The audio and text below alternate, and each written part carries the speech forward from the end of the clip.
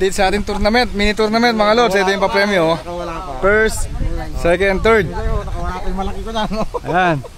Ito mukhang ito yung nanalo. Ay! May mga itlog. O, timbangin na yan, timbangin na. Bali yung mechanics nga idol, sinong pinaka mabigat sa kanya tong set. Tapos sa first, second, third bali. Ayan. Malaki na kawala. Malaki ang Timbang. 3.345. 345. Maglalaban yan eh. Yung matik na yun eh. Mabigat yan Malito. 2.6 lang. 2.6. Malikat yan. Pinakapiyaya eh. 0.16. Oo nga. Bali yung sa third, ito itong baitcast. Uy, dalag. Baitcast.